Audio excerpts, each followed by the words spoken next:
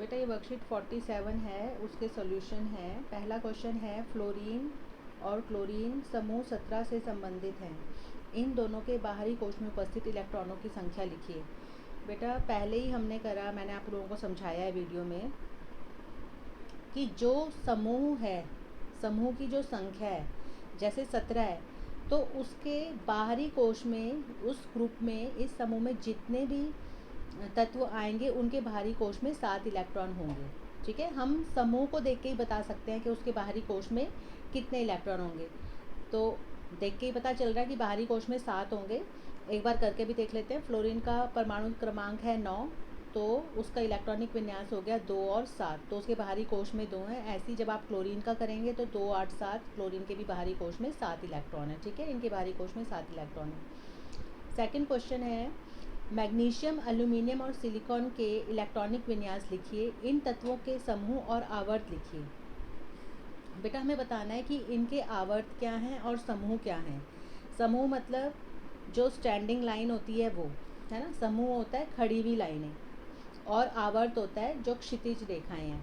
तो बेटा देखो, जैसे मैग्नीशियम है, आपको इनके परमाणु क्रमांक याद होने चाहिए। 20 तक के तत्वों के परमाणु क्रमांक ज़रूरी है याद होने। तो जैसे मैग्नीशियम का 12 होता है तो 2, 8, 2। इसके बाह्यतम कोश में 2 इलेक्ट्रॉन है। देखो, तो जिस बाह्यतम कोश में जितने इलेक्ट्रॉन होते हैं वो उसी समूह में रहता है। इसके बाह्यतम कोश में 2 है तो इसका समूह 2 है, मतलब ये ग्रुप 2 में आएगा। समूह को ग्रुप कहते हैं। एल्यूमिनियम के बाह्यतम कोश में 3 है तो ये समूह 13 में आता है एल्यूमिनियम। ठीक है, और जो सिलिकॉन है उसका है 2, 8, 4, तो ये समूह 14 में आता है। अब आगे देखें, और इनका आवर्त कौन सा है? आवर्त है इनका 3। आवर्त मतलब पीरियड। अब पीरियड कैसे पता चलता है बेटा? कोशों की संख्या देखनी पड़ती है। मैग्नीशियम में भी 3 कोश हैं, एल्यूमिनियम में भी 3 कोश हैं, और सिलिकॉन में भी 3 कोश हैं, तो इसलिए ये आवर्त 3 में है। अब थर्ड क्वेश्चन है समूह 1 के पहले 3 तत्वों के इलेक्ट्रॉनिक विन्यास लिखिए। इन तत्वों के इलेक्ट्रॉनिक विन्यास में आप क्या समानता पाएंगे? तो बेटा जो पहले तत्व के समूह, जो पहला समूह है उसके 3 तत्व हैं, हाइड्रोजन, लिथियम और सोडियम।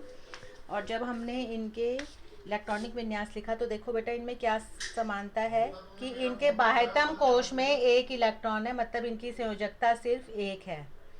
ठीक है, तीनों के बाह्यतम कोश में 1 इलेक्ट्रॉन है तो इनकी संयोजकता इलेक्ट्रॉन की संख्या 1 है, यही इनमें समानता है। अब चौथा क्वेश्चन है पहले, दूसरे, तीसरे और चौथे आवर्त में कितने तत्व उपस्थित होते हैं?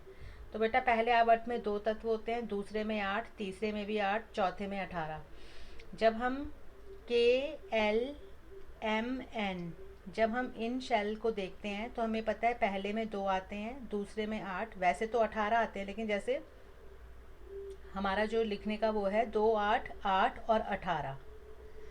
ठीक है, तो ये हमें पता है कि जितने शेल होते हैं उतने ही आवर्त में वो तत्व पड़ते हैं। अगला क्वेश्चन है आधुनिक आवर्त सारणी एवं मेंडलीव की आवर्त सारणी में तत्वों की व्यवस्था की तुलना कीजिए। तो बेटा एक जो मेन है कि मेंडलीव की जो आवर्त सारणी थी उसमें तत्वों को उनके बढ़ते हुए परमाणु द्रव्यमान के क्रम में व्यवस्थित किया गया था, जबकि जो आधुनिक आवर्त सारणी है उसमें उनको बढ़ते हुए परमाणु क्रमांक के क्रम में व्यवस्थित किया गया है।